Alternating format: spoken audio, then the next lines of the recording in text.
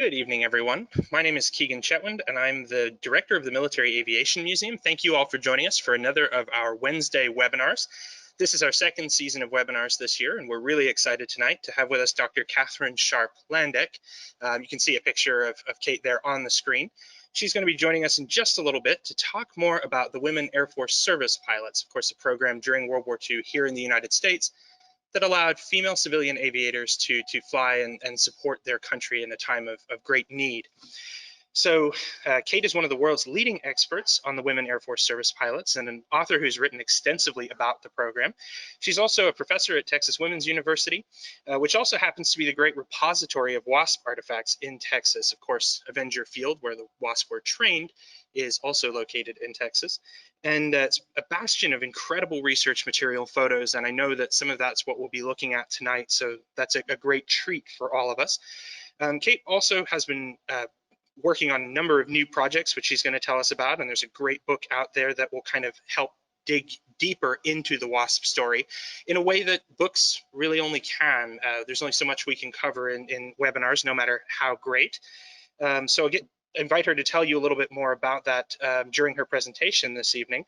I haven't read the specific book she's talking about, but I'm a fan of a number of her other works.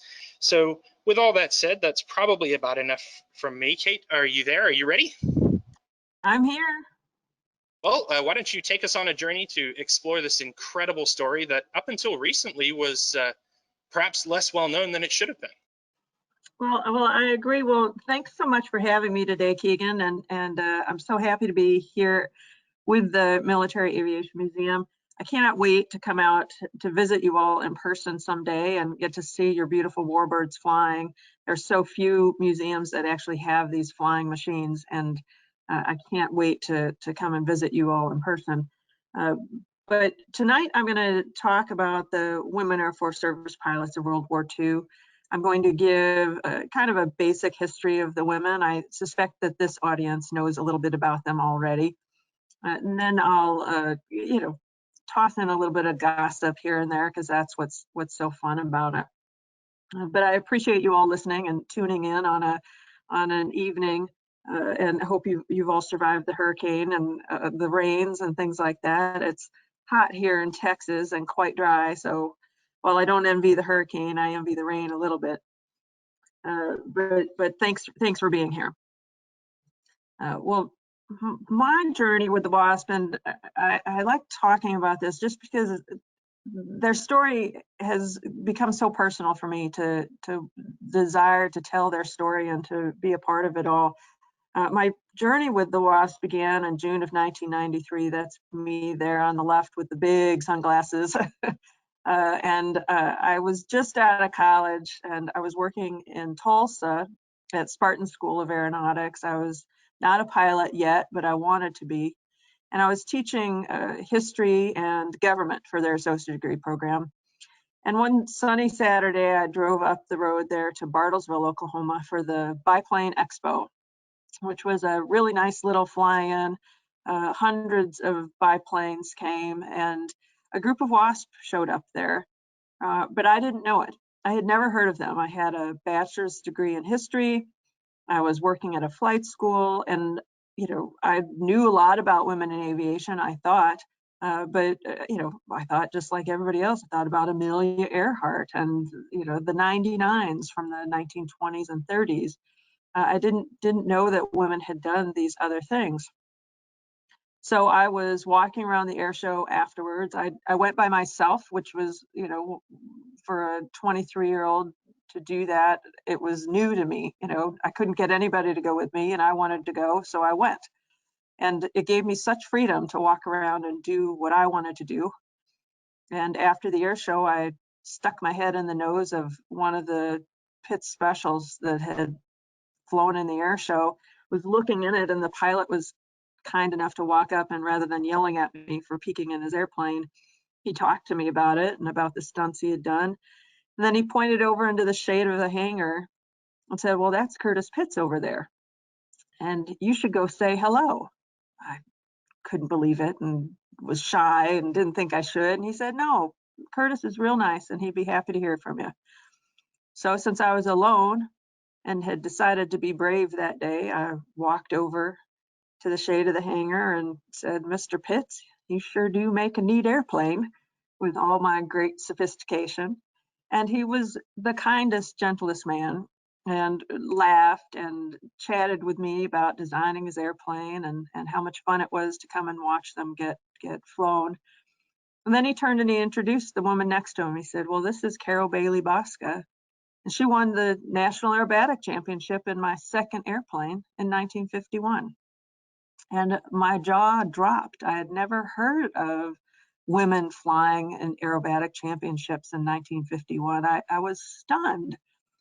And that's Carol there in the picture as well. And I started chatting with her, and she just told story after story about getting to fly Curtis's plane and how Betty Skelton had Curtis's first plane, but Carol got to fly it first, and all sorts of good gossipy stories about women in aviation in the early 1950s. And I asked to have this picture taken after I talked to them for about 20 minutes. And the moment after this picture was taken, some crazy woman ran up to us and said, "You're Carol Bailey Bosca. You were a WASP in World War II and flew B-25s and Bleak 26s. And Carol was, "Well, yeah, I did that too." And my jaw dropped again. I couldn't believe it. "What are you talking about? You flew in World War II? What?" By then, we'd been talking a while and it was time for them to leave, but Carol pulled out of that blue bag of hers a note card, an orange note card, and wrote down her name and address on it for me and said, "Well, if you want to learn more, just write me a letter," because this was 1993. We didn't have email back then, or I didn't anyway. Said, "Write me a letter and I'll get you in touch with people." And that's how it all began. I got in my car, my old Volkswagen Bug, and drove back the hour to Tulsa and decided that was crazy, that I loved airplanes. I worked at a flight school. I had a bachelor's degree in history. How was it possible that I had never heard of these women? How was that possible? And I went back to Tulsa and I talked to everybody I knew, and none of them had heard of them either. And I decided then and there that that was wrong, and I was going to do everything I could to make sure I never walked in another room full of people who'd never heard of the WASP. So I'm very stubborn or something, and that's what I've done ever since. I started graduate school so I could learn to write history the right way. And in 1996, I wrote that letter to Carol and said, "You don't remember me, but." And she invited me up to Springfield, Ohio, where she lived, and we went to Dayton to the Air Force Museum there, and we went to Xenia, Ohio, where the International Women's Air and Space Museum was holding an event. And that's when I started my interviews. My oral histories with the WASP was 1996. So this is a moment in time where my entire life shifted. It was a big pivot toward this study and the study of women in aviation. And it's just not very often you have a picture of the moment your life changes forever. And that was mine. So that's where I start, is that sunny day in Oklahoma. We'll start our conversation here with just a basic history of the WASP, and then I'll go into more detail about these different points. But I think it's helpful to have just some of these basic points, these basic ideas.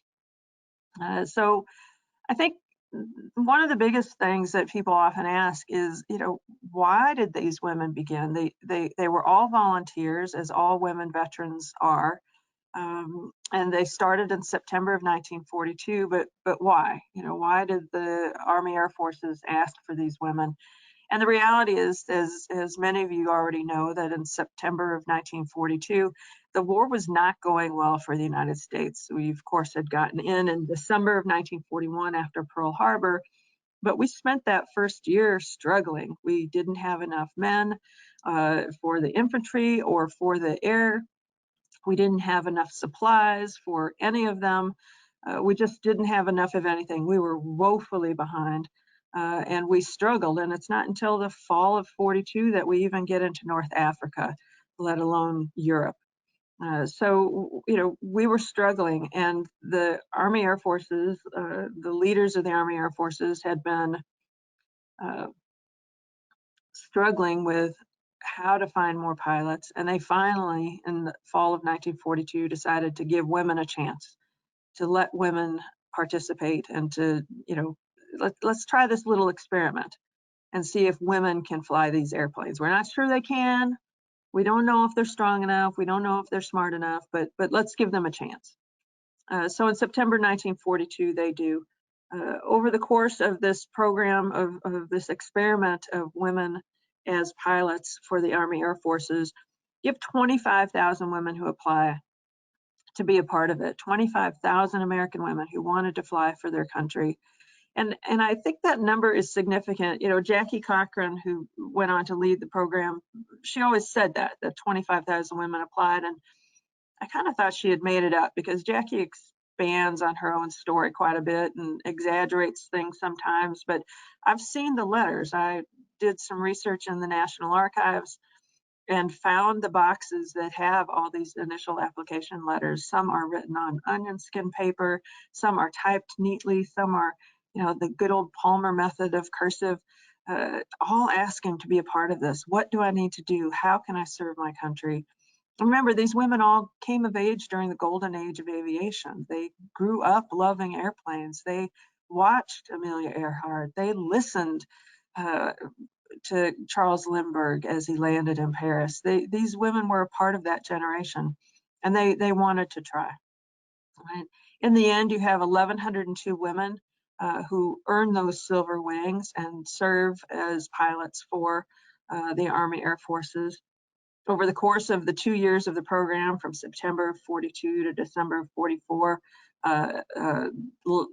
they flew over 77 types of aircraft for the Army Air Forces, and they flew those over 60 million miles within the continental United States.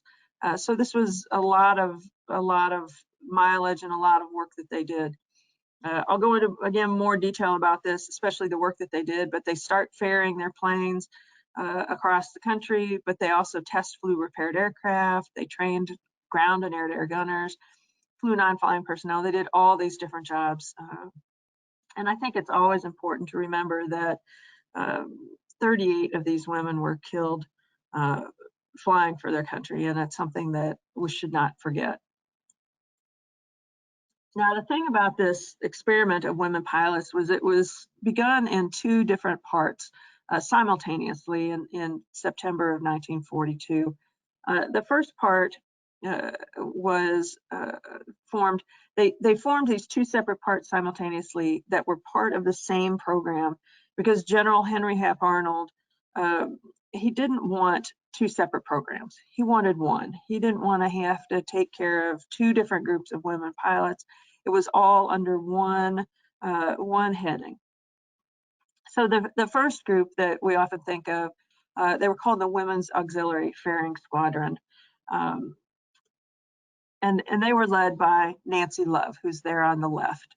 And this ferrying squadron fulfilled that job of the initial need that they had, where they needed ferry pilots. The American factories were building all these planes. We built hundreds of thousands of planes over the course of the war, and they needed pilots to fly them from the factories to the points of embarkation, to the training bases where pilots needed them.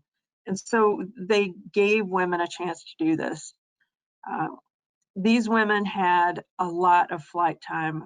The initial group that Nancy brought in of a dozen or so women had over 1,000 hours of flight time each.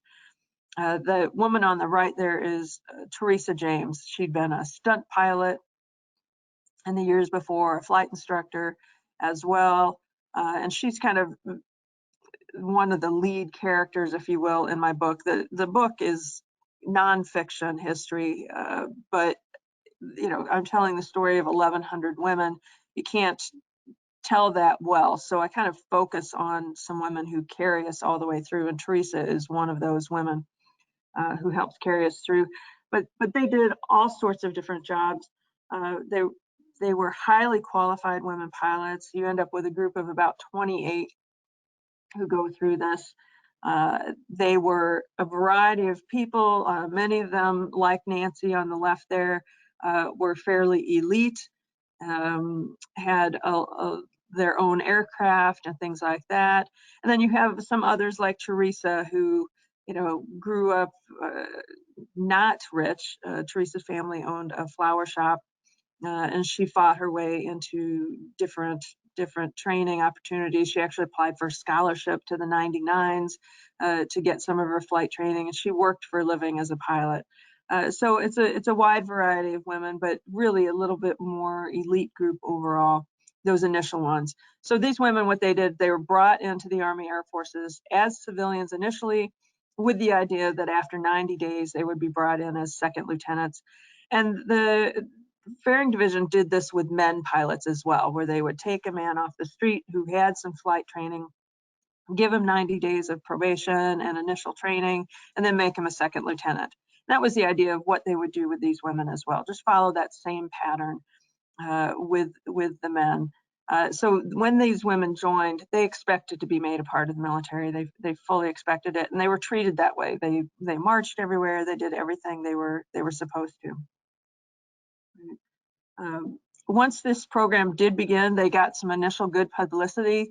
The Army Air Forces saw this as a chance to show the work they were doing, show the work that women were doing. You can see that very glamorous shot of them in their winter gear. Initially, they were limited to flying just the light trainers, PT-19s and others, often open cockpit airplanes that had to be delivered whether it was winter or summer. So they're flying these planes in the open air, basically. So they're wearing their full winter gear. The photo on the upper right is one of my favorites, obviously a posed photograph. The backstory is that, you know, these women had all arrived days earlier. This is in Wilmington, Delaware, and all those suitcases were empty. They're sitting there posing for the cameras. And that bottom right photo, it's a Getty photo. And this was a pose as well, as if they were scrambling to their planes, which of course they didn't scramble. They were ferry pilots, and they just went to their planes when they were ready for them. But again, it was good publicity, and the idea was promote what the women are doing, and then also recruit other women to become a part of this program, recruit more women to be pilots for the Army Air Forces. And that aspect of the program is the second part of this experiment of women pilots flying for the Army Air Forces.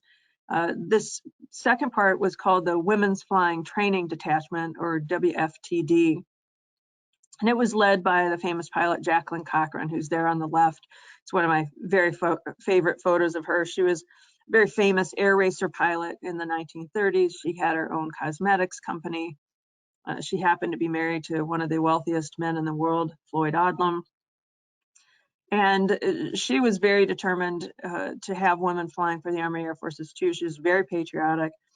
And so she started this training program. Okay, let's take women who don't have as much flying time as those who go directly into the ferrying program. Let's get them a little extra time.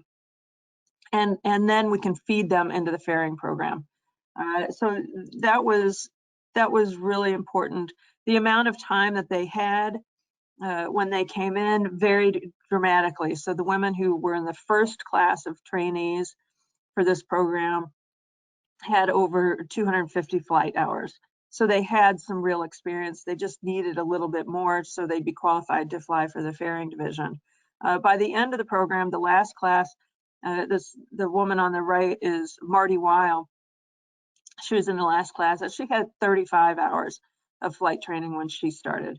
So, you know, it varied greatly. The length of the training they did changed dramatically over time, and got longer and longer as the amount of time they had when they came in got shorter and shorter.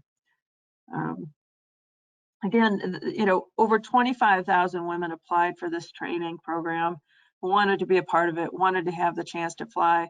1,830 were accepted. That's how small the program was at the time.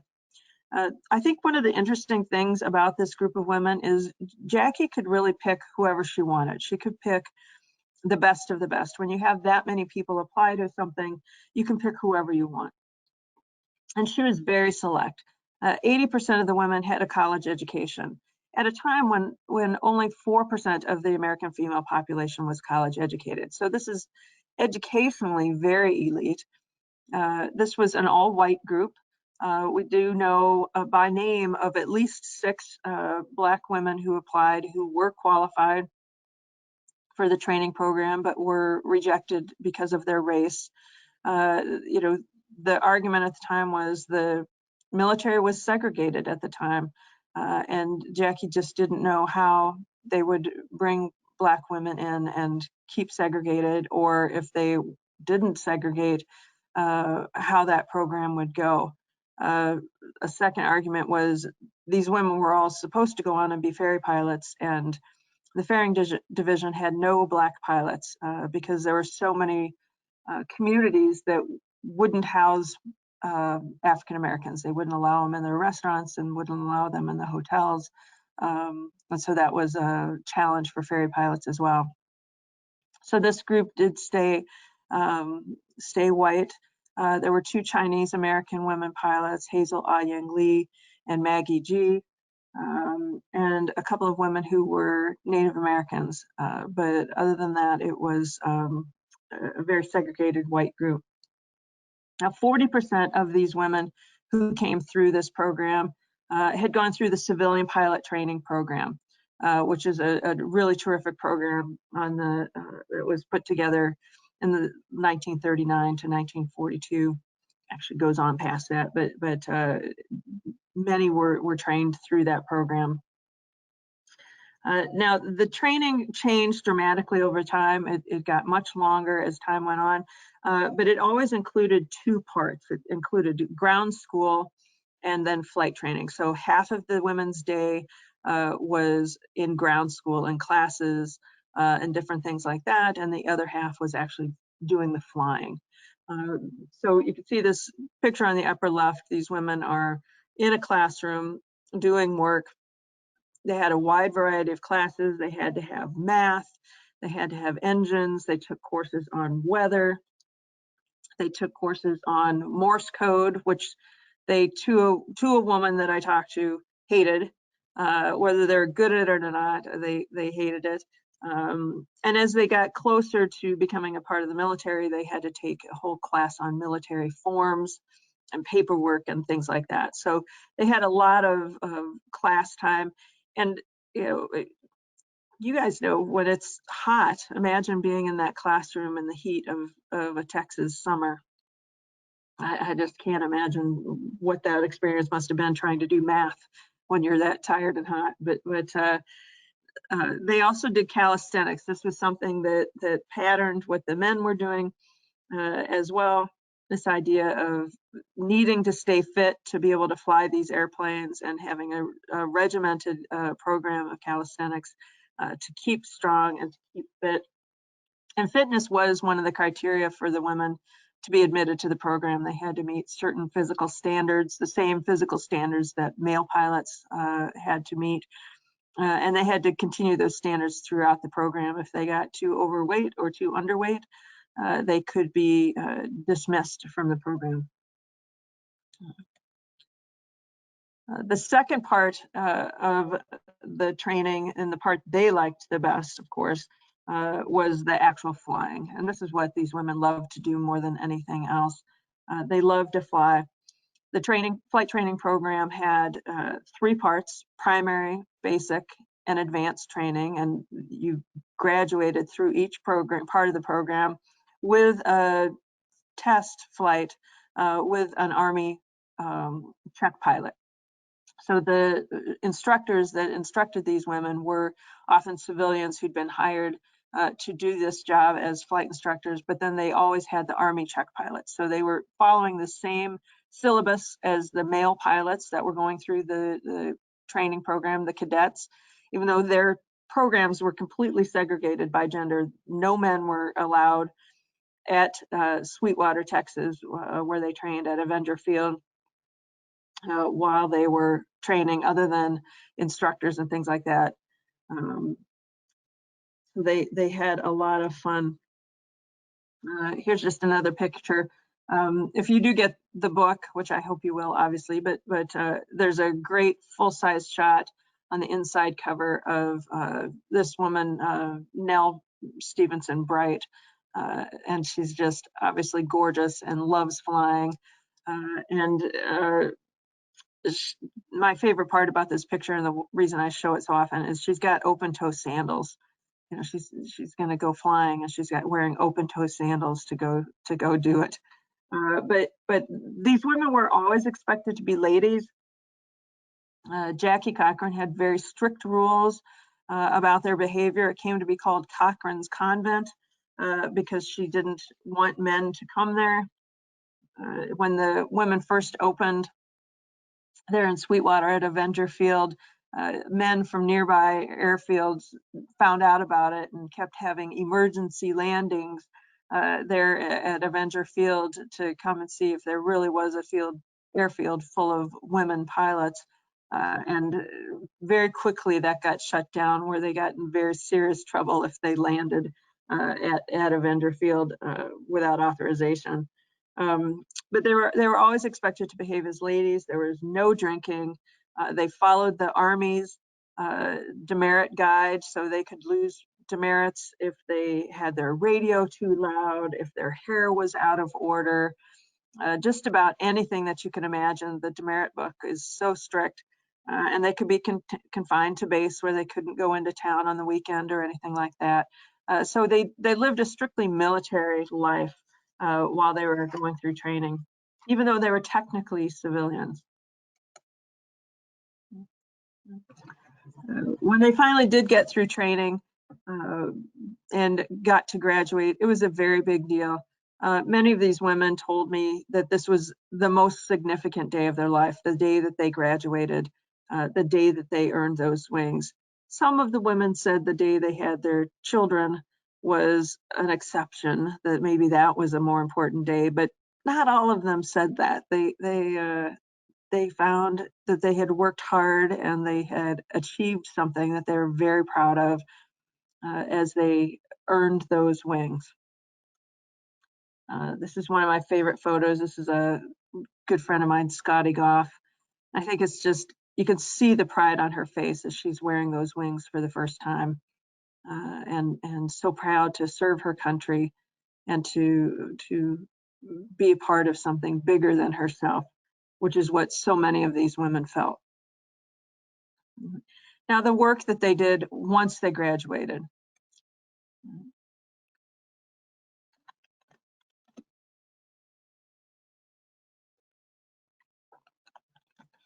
As I mentioned earlier, they were initially brought in as ferry pilots.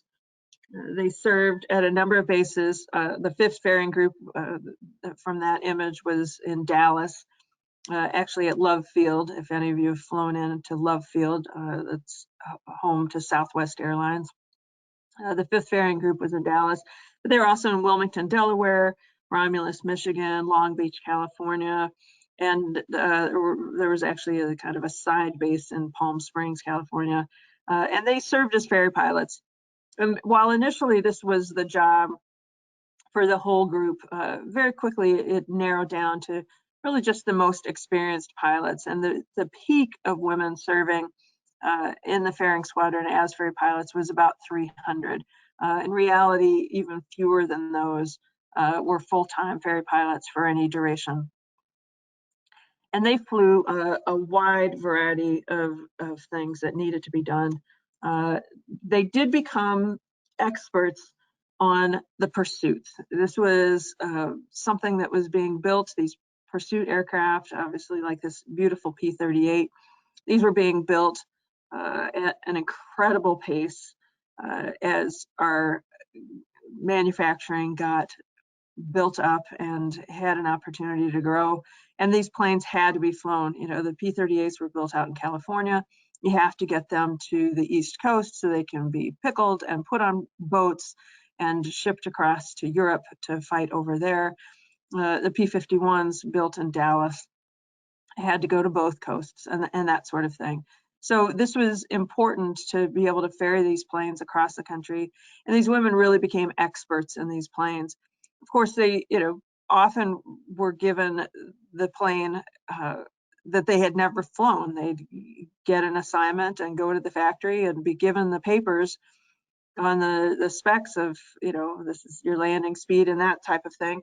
And then they would get in the plane and do 3 touch and goes and get signed off and go. So it was, the life of a ferry pilot for sure.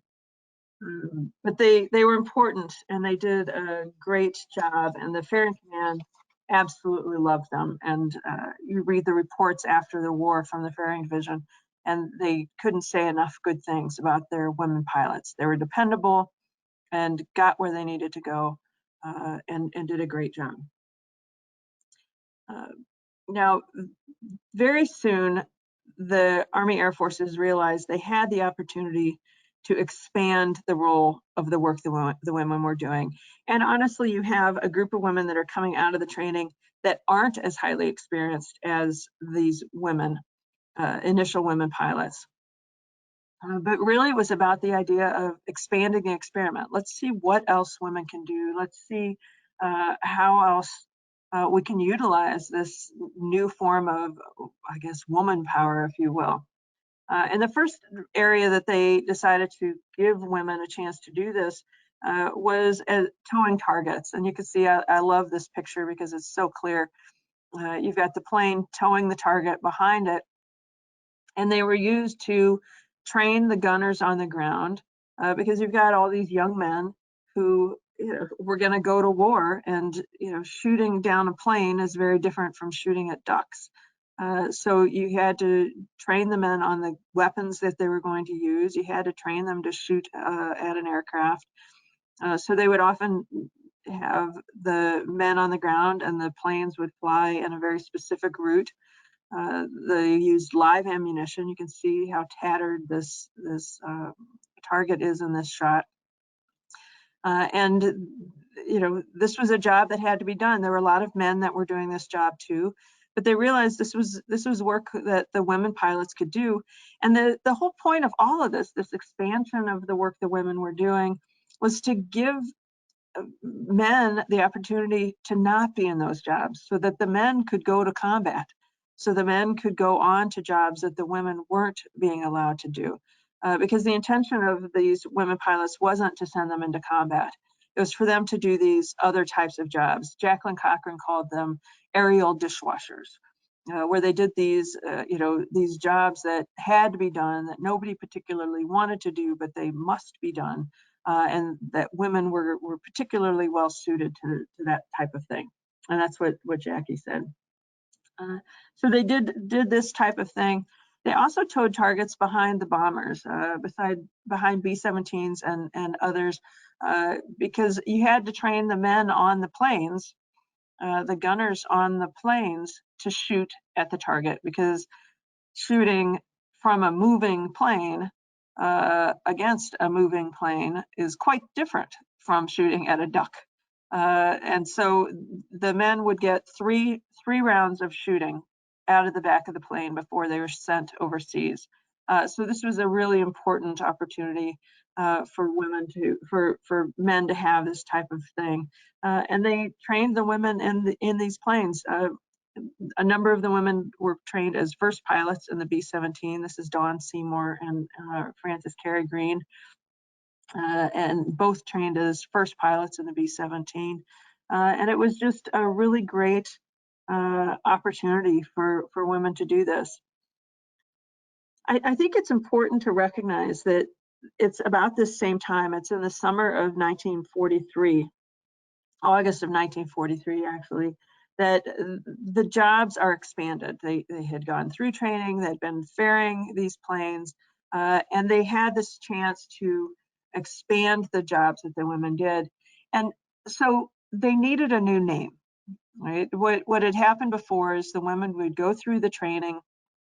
Once they graduated from the training, they would enter the WAFs, right? Because this was one program. It was just a flow system.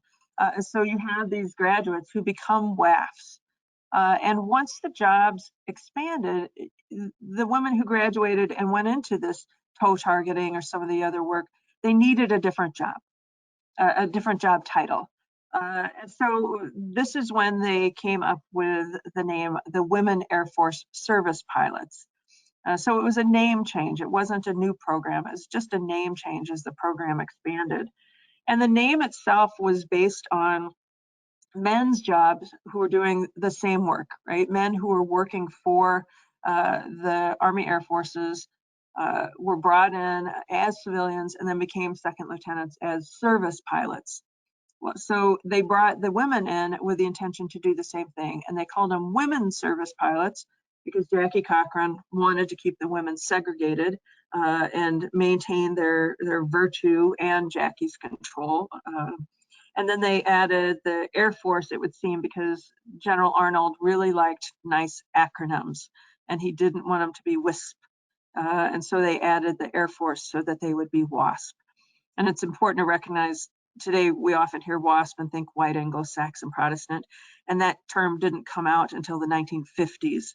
So these women were WASP before white Anglo-Saxon Protestants were called that. So they get this new name, and it's also at the same time that there are serious efforts to make them officially part of the military. That's partly why they were given that name, because the Army Air Forces wanted them to be brought in as part of the military. So some of the other work they did, this is some of the women, and the bottom left there is Carol Bailey Bosca, that WASP I met in 1993. The bottom right there is Nell Bright, who we saw the picture with the open toe shoes. And they went to Mather Field and trained in B-25s and B-26s and served at Biggs Field down in El Paso, doing everything from strafing missions to towing targets to just about anything you can imagine. This is Winnie Wood. She was actually, if you remember Attorney General Janet Reno, Winnie was her aunt. But she did, one of the jobs that the WASP did was ferrying non-flying personnel from place to place. So they flew C-47s and other planes. Another aspect of the WASP work that they did was some top secret work, including flying these remote controlled planes during the war. They would have remote control equipment in this plane, but they didn't want to lose it if it didn't work. So they would put a pilot in there, and then a mother ship would be behind them, and a woman pilot would often fly that as well. And they would fly this plane. It's really the beginning of drones and the flying of drones, and these women were sworn to secrecy, and it's really a very interesting program. Another job that they did, and you may have heard of this program, but you know, there were a lot of planes that were a little frightening during the war. The B-29, which this is an image of, was one of those aircraft designed during the war. It was very quickly, it was a massive 4-engine plane. It could go to high altitudes and was pressurized, which was new, and it was essential to the war in the Pacific. It could go, you know, the whole length to the Pacific, a very long distance at very high altitudes outside of the control, outside of the range of Japanese guns. So it was vital, but it had some serious problems when it was first built, namely that the engines kept catching on fire for a wide variety of reasons. And there was a great tragedy when some very good Boeing test pilots and crew were killed by very dramatically barely making it through downtown Seattle and crashing at the end of the runway into a meatpacking plant, killing everyone on board the plane and 15 people on the ground. And men just refused to fly it. Men in the Army Air Forces said, we're not getting in that plane. Well, the man on the left there is Paul Tibbets. He was Colonel Paul Tibbets then, the man who would go on to fly the Enola Gay and drop the atomic bomb on Hiroshima. He was in charge of getting men to fly that airplane. And one day he was struggling with this idea and how to get men in it. And he saw Dora, who is the this third from the left there. Dora Dougherty was flying a plane in, and a light bulb went off. And Tibbets said, I'm going to have a couple of girls fly this airplane and shame the men into flying it. Show them it's so easy, even a girl can do it. So he got Dora, and that's Dee Dee Moorman. just next to her. Neither one of them had flown a 4-engine plane. And he took them and he spent 3 days training them how to fly this B-29, got them checked out in it. They got the type ride in this B-29. And the idea was they went from base to base across the United States, demonstrating this plane, literally with the goal of shaming the men into flying it. After about 2.5 weeks, they'd accomplished their mission. Some congressmen called from Washington and said, "Get those little girls out of my airplane." And Tibbets did. He found Dora and Dee Dee both very good jobs afterwards, and Dora actually served with much of this B-29 crew later on. But I had the great privilege to talk with General Tibbets several times and get to know him fairly well. And he thought this was the greatest thing he'd ever done. He thought it was so funny. He laughed and talked about what a great trick they'd played, tricking these men into flying this plane. And of course, it was such an important plane. It was such an important mission, and he just played upon some of the sexism of the day and got them in that plane. And this was used in a number of other planes. I think one of the things about these women is that they were technically civilians, and there was an effort to make them a part of the Army Air Forces. And this photo, they are civilians. This was just before they had gone on the test flight or on the check ride. And while they were on that check ride, one of the engines caught on fire. Now they were able to extinguish it and land, and they were all okay. But if that plane had crashed, if they'd been all killed in that flight, the men in this picture would have gotten a $10,000 death benefit. Their families would have. And Dora and Dee Dee would have gotten a $250 civil service death benefit. Their families would have. And that happened in a number of cases. We have dozens of men who died with 38 WASP, and their families were cared for, and the women's families were not. And that was one of the big reasons General Arnold and Jackie Cochran and Nancy Love wanted these women to be part of the military. They had a huge fight in Congress not long after, right around this time that this was done, and it failed. The bill came to make them officially part of the Army Air Forces, went before Congress in June of 1944, which of course you all know in June of 1944 is the invasion of Normandy. And by the fall of 1944, by August, we're liberating Paris. And moving forward, everyone thought that we'd be done by Christmas. Of course, the Battle of the Bulge came and spoiled that, but everybody really thought it would be done. And so they decided not to make the women a part of the Army at that point. And then in October of 1944, General Arnold said, "You know what? We've got enough men surviving the war and coming back from the war, and now the women are replacing the men instead of releasing them. And it's time for them to go home." So in December of 1944,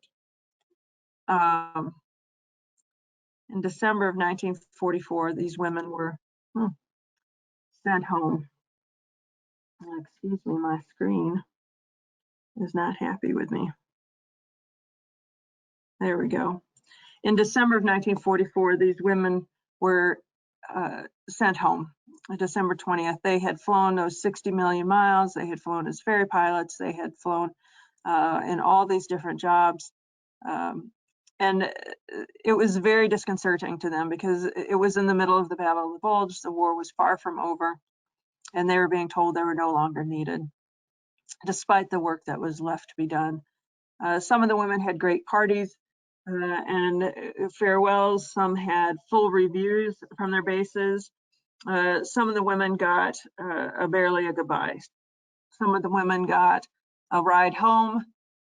Some of the women struggled to put their nickels together to find their own way. It was just a very discombobulated experience for these women as they went home. And again, they had to go home and tell their families the Army didn't want them anymore.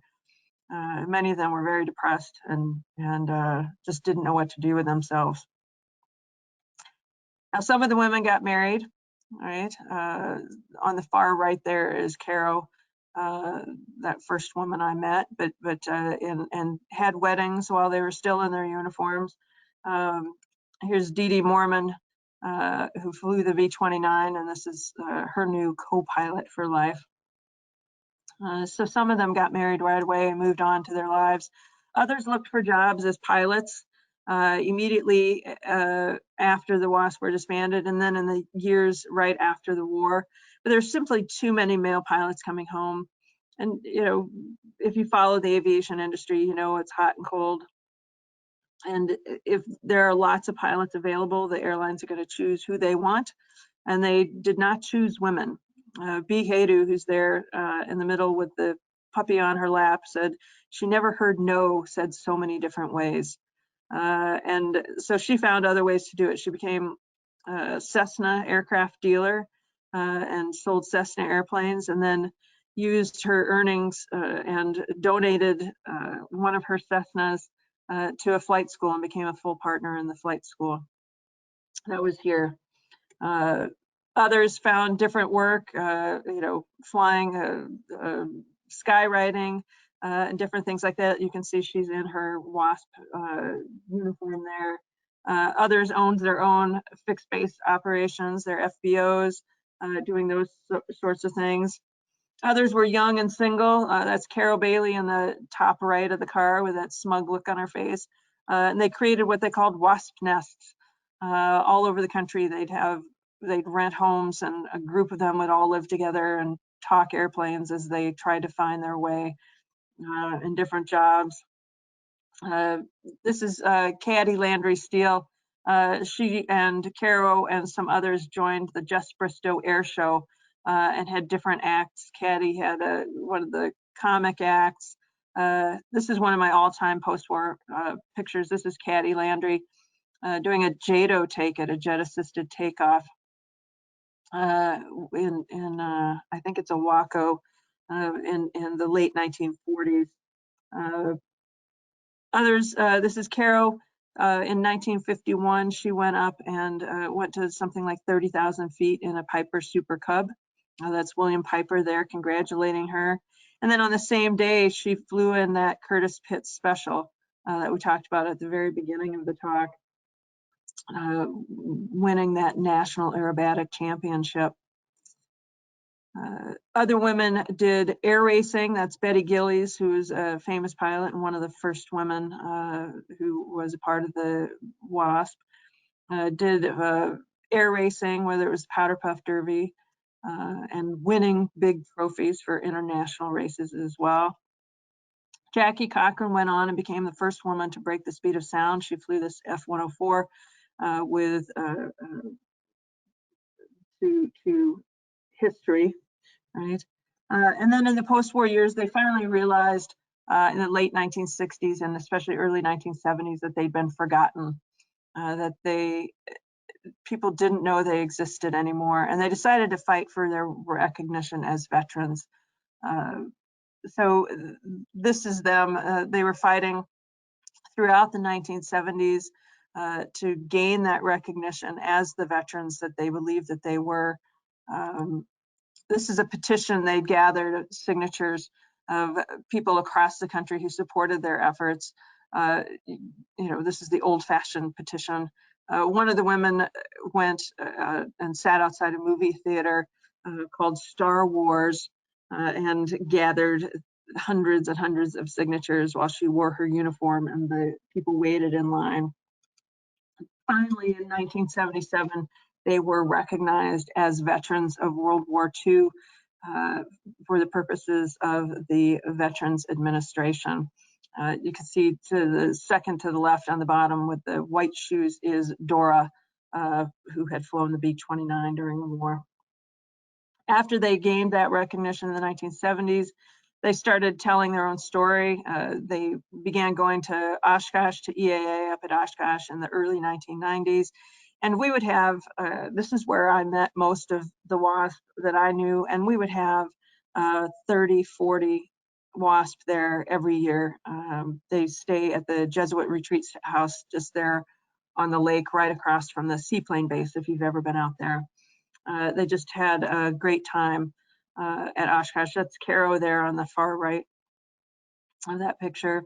They attended Women in Aviation. That's Marty Wvall there on the left, that image from the very beginning of the young girl who joined in the last class. She's actually one of the featured women in the book as well, she and Teresa and Dora. In 1992, as Keegan mentioned at the beginning of the talk, the women decided to establish their official national archives at Texas Women's University. I'm very fortunate that I'm a history professor there, so I get to walk right across campus and use the archives. You know, what historian gets to do that every day? And so if you have questions and want to do research on the WASP, you should go to this, to the TW website, tw.edu, and go to the library archives. They have tens of thousands of photographs that you can find online. They have oral histories, they have letters, they have diaries, they have any materials that you could possibly want, literally thousands and thousands and thousands of materials. And if you do have a museum and want an exhibit on the WASP, they do loan materials. They have uniforms, they have bags, they have more materials than you can possibly imagine, and they loan those out to different museums as well. This was an unexpected surprise for the women of the WASP. In 2009, President Obama signed the Congressional Gold Medal recognizing the women for their service in World War II. And this is an image of the medal, in case you haven't seen it, which was beautifully rendered, I think. In March of 2010 is when they were actually awarded it, and obviously incredibly happy, had a wonderful time. That's Mickey Bright there with the dark hair, Nell Stevenson Bright, the one with the open toe shoes. And she's still with us. She is actually doing a talk with me on August 28th for Powell's Bookstore, if you want to listen to Mickey talk. In January of 2014, we built a float for the WASP in the Tournament of Roses parade, which was a lot of fun. We got to go down the aisle, and the women you see on the float are all WASP.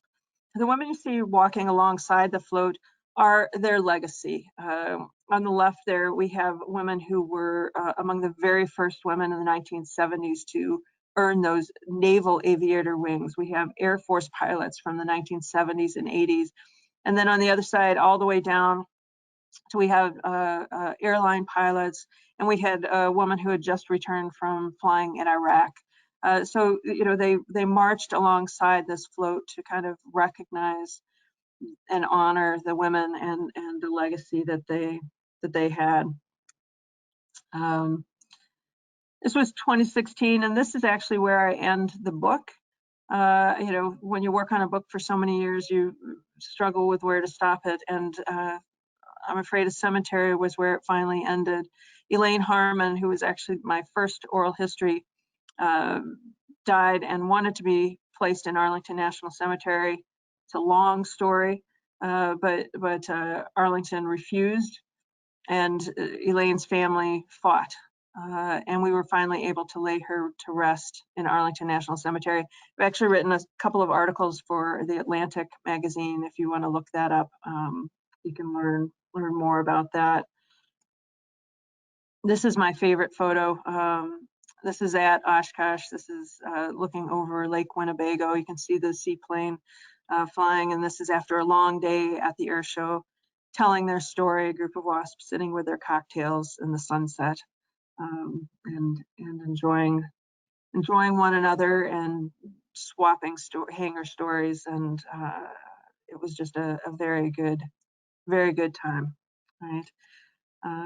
And thank you very much for listening to the story of the WASP, for your interest in the story of the WASP. And Keegan, if you've got questions, I'm very happy to answer them, and appreciate everybody's time today. Well, Kate, thank you so much for your time this evening. I think it's been a great presentation that's helped shed light on a very important part of the history of the war for a lot of us.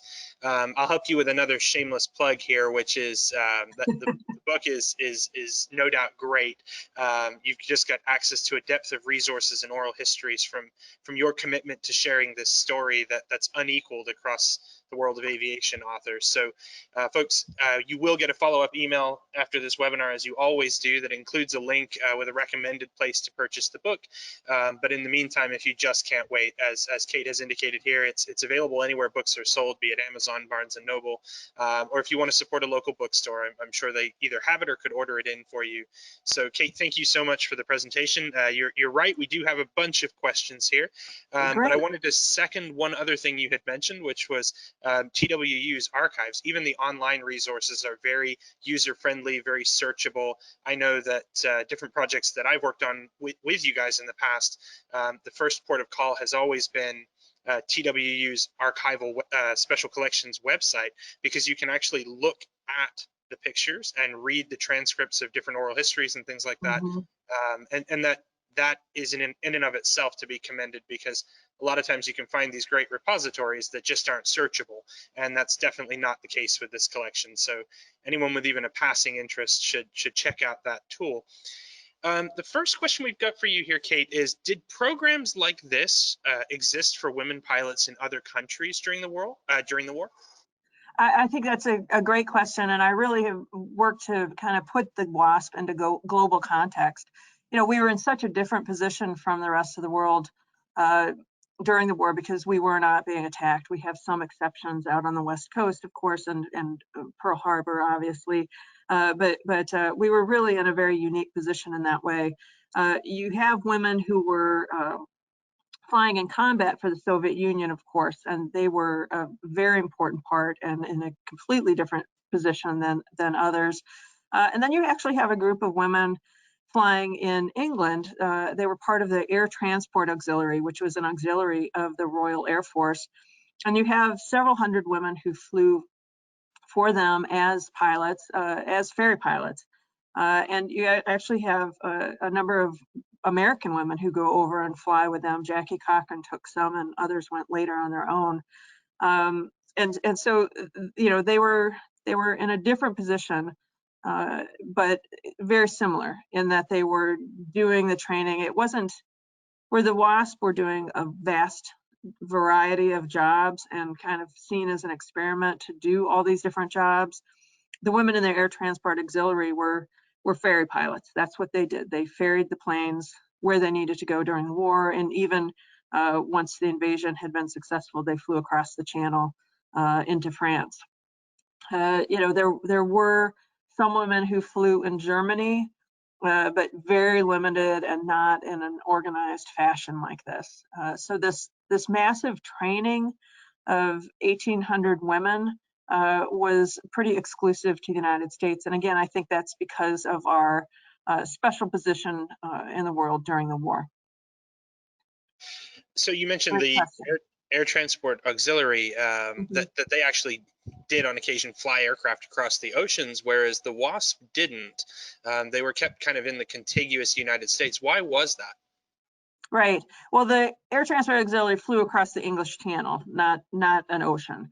But yeah, that's a really good point, Keegan, and I thank you for bringing that up. The WASP did not fly across the ocean. They did not fly to Europe. Jackie had flown a bomber across before the WASP started. And there were a couple of WASP, Nancy Love, who was the leader of the ferry pilots, and Betty Gillies, who was kind of her second in command. They trained in the B-17 and were all set to fly B-17 across to England when General Arnold got word of it and stopped it. And his argument was, if these women got shot down, that it would be bad publicity, that the Germans would use this to show how desperate the United States was that we were using our women to fly on these dangerous missions. And it really was. I mean, some planes were lost, and you know, remember, this is not that long after Lindbergh. You know, Lindbergh flew in 27, and we're talking about 15 years later. So flying these bombers across. If anybody has read, and I can't recommend enough, Ernest Gann, his book, Fate is the Hunter. It's one of my very favorite books, and it's very dark, so be prepared. But he goes into great detail about these ferry pilots that flew across to England and just how dangerous that flying was. And General Arnold just didn't want to take the risk with women. It would be bad press. And I think it's important to keep in mind that, you know, General Arnold and other leaders in the Army Air Forces spent much of their time during the war thinking about the post-war years and wanting the Army Air Forces to come out of the war looking good, to get public support to start the Air Force proper, right? They wanted to be a separate branch. They've been trying to be a separate branch for basically Arnold's whole career. And the idea of women being shot down over the Atlantic Ocean just wasn't conducive to that positive press that he wanted to achieve. Kate, you mentioned that there was vastly more women who applied to the program than there ever was room to accept everyone, and that Jackie had, by and large, some metrics by which she would select those people. Can you go into a little more detail about how exactly the women were selected for the program? It sounds like flight time and college and the civilian pilot training program experience were all pieces of it, but what else was there? Right. Well, the women had to be a high school graduate at least. They had to have the flight time. They had to have 2 letters of recommendation from members of their community. And they all had a personal interview with, if not Jackie, the early women was with Jackie, other women were with, her others. And they had to come across as feminine, and kind of, they had to fit Jackie's idea of beauty to a certain extent. I mean, you look at the pictures of the WASP and they're beautiful, right? They're just gorgeous with those airplanes, and that was a part of it as well. So personality, this idea of, did they have the personality to get through this, where they would listen, do what they were told, but also not embarrass Jackie. So that was actually part of it as well. So their education, their physical fitness was a part of it too. They had to meet certain physical standards. They had to pass the Army physical, the same one that any man who wanted to be a pilot had to pass. They had to pass that as well. So they tried to match the standards of the men pilots for the women. And then Jackie added some of her own details in there, and that included the personality, race. She was pretty homophobic as well, so she wanted women to be feminine as well. So it was a big deal to get into the program, for sure. You talked quite a bit about challenges after the war and getting their service recognized, and I know even the time that I've been involved in aviation, it seems like every couple of years something else comes up that fails to recognize that service, even since that official date in the 70s. The example you gave of the internment at Arlington is a great example of where that kind of came out of nowhere and just emerged as like, there's still these obstacles. Was the Arlington issue the last of them, or do there continue to be kind of government obstacles in the way of truly and properly recognizing these women's contributions during the war? Right. I think that's a great question. I think when they got that Congressional Gold Medal, so many of the WASP were like, finally, you really are recognizing us without us trying and reminding you, and it meant so much to them. And what happened with Arlington was the way the bill was written in the 1970s, recognizing them, was that the women were veterans for the purposes of the Veterans Administration. And it was a very narrow writing of the bill. And it was written that way in part because other groups tagged along with the WASP on that bill. The Merchant Marines gained their recognition and their right to get some veterans recognition, and the right to use the Veterans Administration hospitals and things like that. And even the telephone operators, the World War I female telephone operators tagged on to the WASP bill. So, the bill was written fairly narrowly. What happened with Arlington was the Army runs Arlington National Cemetery. And, we all know Arlington is filling up.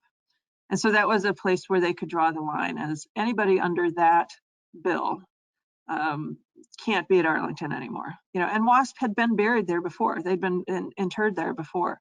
So it was, a surprise. It was a change of policy. And it was overthrown with a separate bill allowing the WASP to be placed there. I can't imagine what other blocks you can have when the women are all in their 90s, and the final battle was the right to be buried in Arlington National Cemetery. You never know, but I think that's got to be about it, doesn't it? One would hope. To the grave. They fought to the grave, literally, to be remembered. There were other auxiliary programs for women in different service branches, obviously the WAVES and the WACs. Did they encounter the same scope and scale of issues, or were they somehow considered a part of the military right from the get-go? Right. Well, the WAC, of course, it started as auxiliary, but then was brought in properly. The auxiliary was the second A was taken out, and they were brought in. The WAVES as well. So those women were given the recognition and eligible for the GI Bill and all of those things from the beginning.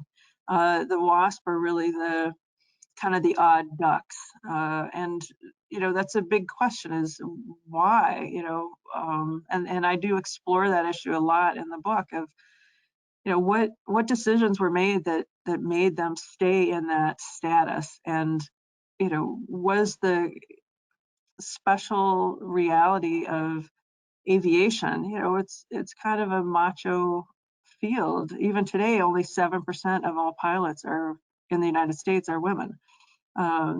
So it's an interesting case for sure, and it is different from the other women who served for the armed forces during World War II. You mentioned the parade float that you guys made, and described this great relationship between the WASP and their sort of spiritual successors in the modern fighter pilots, female fighter pilots, and so on. How do the current generation of female pilots view the WASP? Yeah, they hold them up as their grandmothers. That they broke the barriers. I think there's really different generations of modern women pilots. There's the WASP that ended in 1944, and then women don't fly for the military again until 1973. And there's a whole group of women who served from 1973 to 1993 as military pilots, and we call them Gen 2, right? The second generation. And those women, the WASP were initially intimidated by them, but then stepped in and really helped mentor them. And those women are really the ones that broke those barriers and got them into jets and got women into all these new opportunities and got that combat exclusion clause dropped. And they're very close with the WASP. And then the third generation and those to today, they think the WASP are great and love them. And of course, I'm speaking in generalizations, but they kind of skipped the fact that 1973 to 93 generation fought so hard, not in wartime, taking real career risks to open the door for them. So I think that's important to recognize that second generation as well. But all the women pilots and anybody who's been to a Women in Aviation conference or to Oshkosh, Keegan, I know you've seen the WASP at Oshkosh. I mean, they're heroes. You drive them around on the golf cart and people wave to them and get excited to see them, and it really made the WASP feel good. People recognized what they had done. And so often the WASP would talk about those 38 who were lost. You know, they said, I'm not fighting for me to be recognized. I'm fighting for those 38 who died to be remembered and to be recognized. And the current generation does that as well. I think, if I may, I think something to keep in mind, and I guess an example of how the WASP are thought of, this organization, Women in Aviation International. It's a terrific organization for women in all fields of aviation. They started a program called Honor the WASP. You can find it on social media with the hashtag Honor the WASP. And on Memorial Day, they go and they find all the WASP graves that they can. They're working with Texas Women's University and finding all of the graves of the WASP we've already lost. And they're marking their graves on Memorial Day and putting flowers and flags and that sort of thing, remembering the WASP. And so there's a whole new generation of women that are honoring them. And, you know, we're down to, I think, about 30 WASP left, sadly. And, you know, the fact that they're being remembered in this way is deeply meaningful to the families of the women and to myself. It's just a very moving thing. It's certainly a different circumstance than the one you originally described, where it was a story not largely known in the community of even female aviation folks. One other question we've got here, we've got just a few more. Sure. If you had to distill the experience or lessons of the WASP into something that we could all apply in our lives, either from their wartime experience or their post-war struggle for the recognition for those that were lost during the war, what would it be? I know you've had tremendous access to the WASP. One of the things that's always stood out to me was just how welcoming they were and willing to embrace everyone and share that story. They did. Of the WASP that I met, none of them seem to have ever met a stranger, you know. So what would you take away? What would be life lessons we could all internalize from the WASP? I think that's a beautiful question. I really do. The thing I learned the most from them was perseverance. This idea of having something you want to achieve, working hard for it, not taking no for an answer, and when the no's are firm, finding ways around it and finding other things to do. You know, the WASP fought to get to fly. They fought to earn those wings. They fought to be remembered and recognized as veterans, and they fought to be buried. And they never give up and always stick to it. I think they're all incredibly independent. And I can't tell you how many talked about the fact that in their hometowns, they were the only girl on the field that flew. And their friends all thought they were odd. And, you know, what are you doing? And some of them had mothers that, you know, thought they were horrible for doing these things and flying these airplanes. But they were following their own passion and doing what they knew was right for them. They didn't get caught up in what other people were doing. They did what they wanted to do, and they found a home. They found other people who were like-minded, and they were happy because of it. So I think those were two things that kind of have given me courage through life. You know, it's been a long time since 1993. I'm not quite the young girl I was, and you know, having that as a role model, this idea of being true to yourself and sticking to your guns a little bit, being, you know, persevering after your goals, and being stubborn, but in a good way, really has shaped my life, and I hope will inspire and shape others, whatever their dream is. You know, B. Haydu always said, you know, whatever your dream is, you know, go for it. And I think that was always really good advice.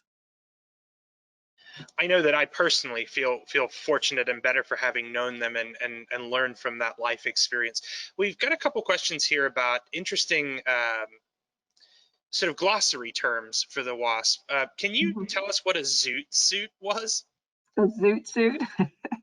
Yeah. So in the context of the WASP, because there's a whole nother context dealing with Hispanic youths in Los Angeles, so we're going to skip that. But the zoot suit was basically, you know, the military didn't have clothes for the women when they went to training, so they were given mechanics uniforms to wear as their flight suits. When they were flying, they'd put them on over their clothes to keep the oil and such off of it. And so they were these big, baggy men's clothes. And you can see from a number of the pictures that I showed, and again, if you go to the TW website, where they all have them rolled up and they just look so big and baggy. And so they called them zoot suits because they were these big, baggy, mechanics overalls, basically mechanics uniforms. And again, the name came from fashion style from Hispanic youth in Los Angeles. But that was the clothing that they had to wear while they were in training. Okay, we're going to kind of in a roundabout way come to another vocab term. There's a great WASP exhibit down at the Bullock Museum in Austin that kind of deals with Texas's connection to the story. And in that collection, I remember seeing a UC-78 bamboo bomber door just painted up with this incredibly striking image of Fifinella. Can you tell us who or what Fifinella is? Right. Well, Fifinella is the mascot, and you're quite right, Keegan, that that exhibit down at the Bullock Museum was great. One of the daughters of a WASP, Nancy Parrish, helped put that together, and it was just a fabulous exhibit. But Fifinella, and you can find her, it's Fifinella.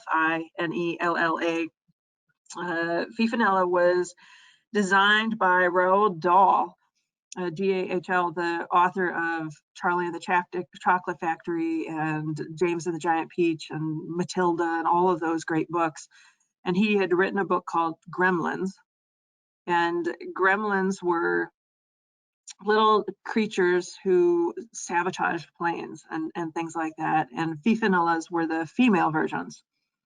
And the Fifinellas switched sides and became helpers, and the gremlins became helpers of pilots during World War II. Started the story with the Royal Air Force. And Walt Disney bought the book from Roald Dahl, and so then owned Fifinella.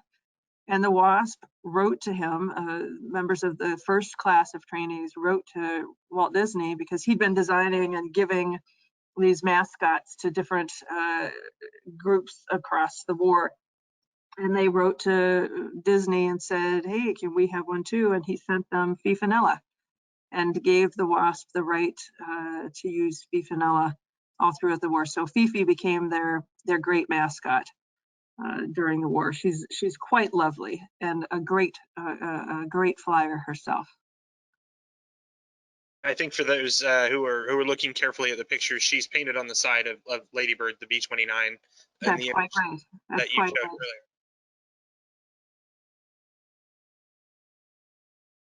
Which, if you think about it, for Paul Tibbets to name that plane Lady Bird and to put Fifinella on it was making quite a statement, wasn't it?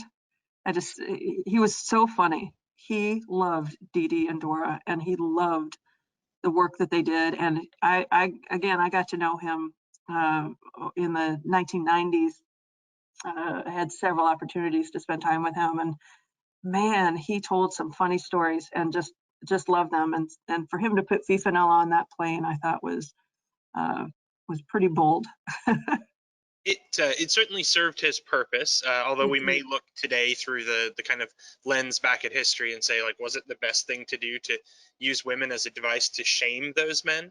Right, but in the expediency of war and in the context of the time, it made sense to Paul Tibbets. That's right. Got a couple of questions here about the Navy. And Keegan, if I can stop you just for a minute, I think it's important to realize that the men themselves, once they figured it out, they didn't mind. Dora got a letter, 50 years later in the 90s from a man who she had demonstrated the plane to, and he wrote and said, look, you and Dee Dee gave us courage. You showed us that it could be done. It wasn't just some other Army officer claiming that this was safe and we should get over ourselves. It was you guys, and they're calmly flying this plane and showing us, hey, look, you guys can do this. Dee Dee and Dora didn't sit and laugh at the men, and Paul didn't either. they were encouraging the men, and it was kind of an opportunity to snap them out of it a little bit, to get their attention, because it was a dangerous plane, and they knew it. But you know, it wasn't a let's make fun of the men. It was let's kind of challenge them to snap out of it a little, and to see that it really can be done. So it was, you know, Tibbets told the story with humor later, but it was all very serious business. And the men really did, most of the men really did appreciate it. So a couple of questions here have emerged about the Navy. Did the Navy have an equivalent program? We're a Navy town out here, and I think everyone's Oh yeah, kind of curious about the journey that female pilots were on to be able to fly with the U.S. Navy. right. I think that's a great question. You know, that's something that was investigated and thought about. You actually have some women who test flew for Grumman, who weren't technically associated. Actually, Betty Gillies' husband, Bud Gillies, was a big help with Grumman a lot. But the Navy thought about it, and some of the women, when they could see the writing on the wall, which of the challenges with the Army Air Forces, contacted the Navy, and the Navy's like, "Oh, maybe we should do that." But they were so far in the war by the time that happened that it never went any further. It was too late by the time they kind of brought it up.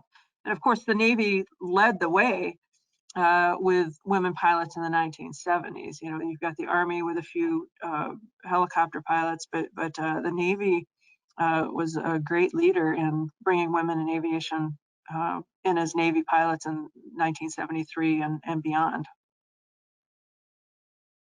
Well, that's great to hear. One of the questions that's been asked is by one of our museum docents, and the question is really about how they can.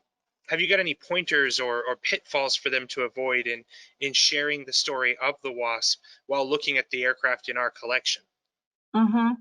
I think that's a great question, and I appreciate it very much. And I would be more than happy to talk, you know, directly with any of the docents if they're writing a script or something like that. I'd be happy to help them through those pitfalls. I think the biggest thing that mistakes that people make is they think the women flew overseas, and they did not. I think they flew a wide variety of these airplanes, and they weren't all ferry pilots. And the program, the thing that drives me the nuttiest is people say they started in 43, and that's not what happened. It was September of 42 to December of 44 is the proper dates for the WASP. It was just a name change, you know, in 43. So those would be the points I would make, is September 42 to December 44, and the total number of women who wore their silver wings is 1,102. And a lot of times you'll see 1,074, and that's just the women who graduated from the training program, and it completely dismisses that first group of ferry pilots, which were all part of it as well. So 1,102 women is the proper number. But again, I'm very happy to talk. If your docents are writing up a script or something, very happy to review that. Well, Thank you for the question. We'll certainly be happy to share it. Kate, this is going to be our last question, but I want to Sure. turn it over to you to kind of give us your perspective on this. Is there perhaps a favorite WASP story you'd like to end on or share with us, or maybe a story that just didn't find its way into the book that you're passionate about sharing for any particular reason? Yeah, I think you know, there were so many women that I had to cut out of the book that was so difficult. You know, I think the training of the women in the B-17 was an important one. They went up to Lockhaven and Lockbourne, and were trained as first pilots. And Dawn Seymour was one of those women who was a part of that, and she was so proud of that, because the piece that she emphasized, and so many of the other WASP emphasized, is of course there were jerks, right? Men who didn't think they should be in the planes, men who thought they were taking their jobs, and things like that. But they all talked about the allies that they had with the men who encouraged them and who wanted them to fly and wanted them to do well. And that goes all the way from, the training program to that B-17. The men who trained them in the B-17 worked really hard, and Dawn carried to the end. She carried a silver dollar that was given to her by the pilot that trained them in the B-17. And I think that's an important point, that, of course there were jerks, there were sexist incidences and some harassment and things like that, but the allies that the women had that helped them make this possible, and they all put aside differences and were patriotic to try to serve their country. I think that is really a point that I always like to make sure people understand, that these people all worked together and made this possible to help their country. And I think that was really an important lesson that many of the WASP tried to get across to me, was that partnership to serve their country, to try to win the war. Kate, I think that's a great point to end it on, which is that this is a story of what we can all accomplish when we're united, more so than a story of division and as you put it. So folks, that does conclude this evening's webinar. A big thank you to Kate for her time this evening, and definitely recommend the book. Again, there will be a follow-up email that comes with a link to a location to purchase that book. So again, thank you, Kate. We've really appreciated having you here, and thank you to everyone who joined us this evening, and we'll look forward to seeing you next week. Thank you very much, Keegan. Thank you all. Appreciate it.